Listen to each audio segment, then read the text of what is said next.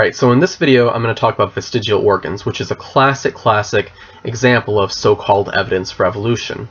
But in this video I'm going to do something a little different.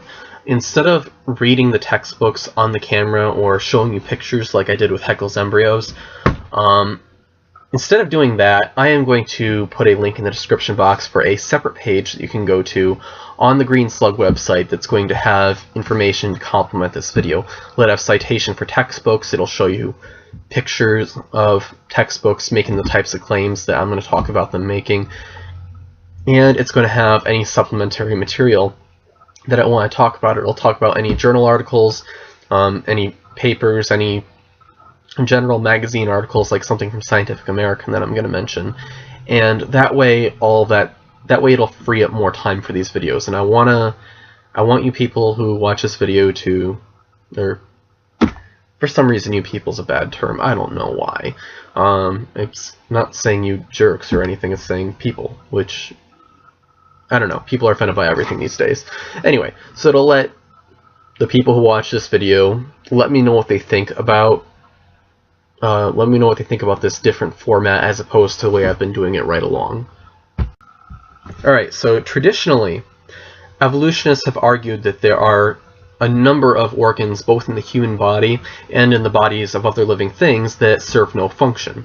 And since they serve no function, textbooks have argued that these are quote-unquote vestigial and that they're useless leftovers from our evolutionary past. Because after all, why would a competent god create organs that serve no function, like the appendix, that are also very prone to disease? They end up causing it where you have to spend all this energy to build the organ. Ultimately, these are just a hindrance to the organism. And in the case of so-called whale hip bones, why would God create whales and then give them this organ that makes it look like they once walked on land? So I'm going to be going into these arguments in this video. Now let's start with the appendix. This is probably one of the most classic examples of so-called vestigial organs. The appendix, of course, as many people know, is prone to not working properly, and it's prone to people sometimes have to have it removed. And it's been said that this is a useless leftover from evolutionary past. This is a remnant of when we were animals, and it no longer serves any function. But is this really true? And the answer is actually no. As was pointed out in an article in Scientific American a couple years ago, the appendix actually does serve a function. In fact, it's been well known even before the article was written that it serves as part of the immune system. It serves different functions that are included as in the immune process. So to say that it's a useless organ at all just doesn't go along with the facts. It's just plain not true. Yet textbooks have historically used this. Now, it wasn't just this article in Scientific American. It wasn't saying something brand new that we had never heard before. People have known for decades that there's evidence for function in the appendix. Disturbingly, however, it was said, one of the commentators for the Scientific American article, somebody who was just a guy on the internet commenting, said that he had recently had his appendix taken out, and he said that his doctor told him that the appendix serves no function. And he was quite surprised to read this article by an anatomy professor explaining what the function of the appendix actually is and dispelling this common myth that people have that the appendix serves no function. Now, what about whale hip bones? Doesn't the fact that whales have hips prove that they once upon a time, a long ago, walked around on land? The answer is no, because these really aren't hips in the sense that human beings or a dog has hips. These are tiny bones found inside of the whale's body that they're not anchored to the spine or anything, and they actually do have a function. They're actually used to support the reproductive organs. Without having these bones properly, it would be impossible, or at least very difficult, for mommy whale and daddy whale to have baby whale. So to say that this organ, which is part of the reproductive system, serves no function just shows that people haven't really studied it. It shows that they don't really know what they're talking about if they say that this serves no function. And I'll particularly be posting an article from a scientific journal explaining what the function of hip bones is for the with regards to the male reproductive system in more detail. But this claim that, let's say that one day we did find a organ that had no function. We'll say that it was some kind of, maybe a piece of an eye in blind cavefish that no longer serves any function. And we'll say that we were able to prove that it serves no function. Now, because that's a big issue. One of the big problems with vestigial organs is, unless it was actually pointed out by an evolutionist that unless you know every single thing that there is that you could ever possibly know about an organ, unless you were basically God when it came to knowing about that particular organ, you can't definitively say that it serves no function. It's really not possible. It's beyond the scope of what human knowledge is capable of. But for the sake of argument, let's say that we were able to find an organ that truly served no function at all. Would this therefore prove that all life on Earth developed from one single common ancestor that lived in the ocean billions of years ago with no outside intelligence to guide the process? And the answer is no, because just because something can degrade over time or degrade over the course of generations does not prove that it was not intelligently designed. It does not prove that it was not created. I've seen several evolutionists point to the prostate and point to the fact that it's been known to degrade as a man gets older, as evidence that it was not designed. But every designed thing, every machine that we have in the world breaks down over time. This laptop that I'm using to record this video will, in 10 years from now, likely it will not function. The tires on my dad's car will likely not work in a couple years. In fact, the car itself will probably, unless we take really good care of it and spend a lot of money on it, it'll probably not be here in 20 years. So to say that because something breaks down over time proves it has no function is complete nonsense. The appendix has problems. It breaks, to say that, sorry, let me take a step back. Okay. The appendix is known to have function, whale hips are known to have a function, but if we were to find an organ that has degraded over the course of generations because the genes involved in building that organ have broken down, that would not prove that it was not designed at one point.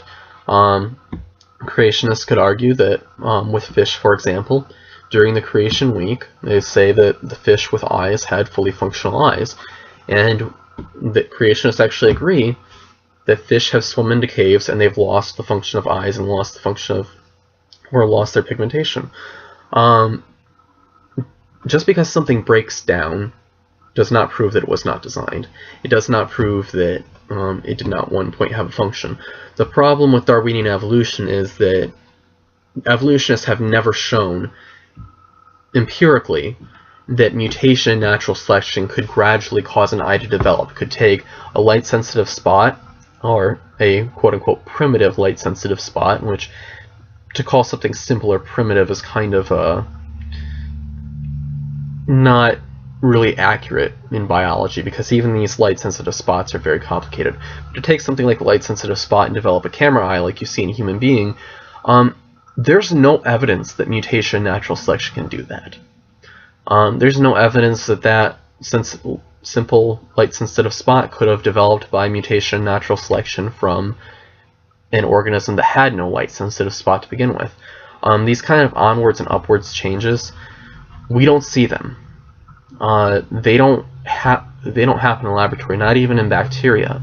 And if you do the calculations, 2 years for humans is the equivalent of about 1 million years for E. coli, and it's actually a little more than 1 million years for them. I did the calculations before.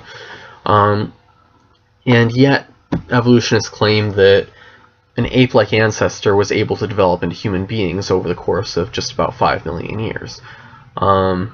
That's about how long ago we supposedly had a common ancestor with chimpanzees. But even if we were to grant the tree of life, even if you were to grant that all life on Earth was related, that would not prove that there was no outside intelligence intervening in that process, which evolutionists claim there was no outside intelligence intervening. intelligent design advocates like, well, Michael Behe, for example, who is an intelligent design advocate, he thinks that the tree of life is real, but he does not think that mutation and natural selection are sufficient to explain it. So, bottom line with all that is, just because, even if we were to find an organ that, by all evidence, seemed to have no function, which there are none in human beings, we have found the function of all of the 180 so-called vestigial organs.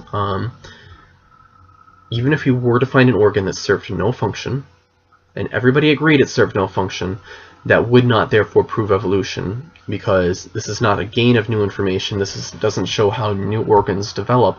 This is the loss of an organ. This is the opposite of what evolution requires in order for it to work.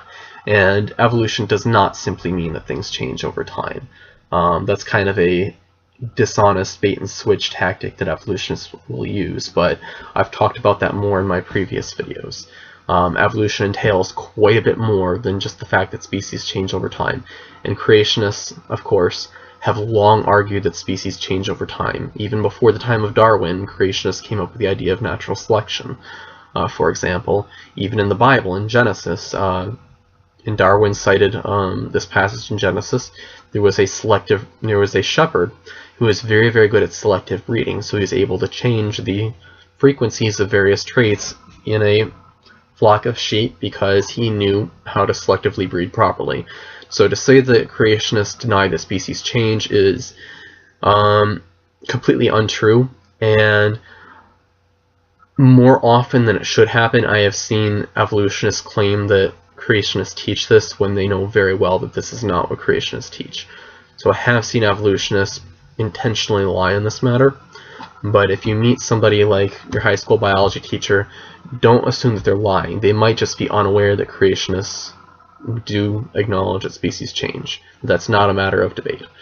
Anyway, I hope this video on vestigial organs was sufficient. I hope it wasn't too long, and I hope it covered everything that needed to be covered. Check out my website, greenslug.com, and check the description box for the supplementary page with more information on this topic. I hope y'all had a very Merry Christmas, and I hope y'all have a Happy New Year. This is Greg, out.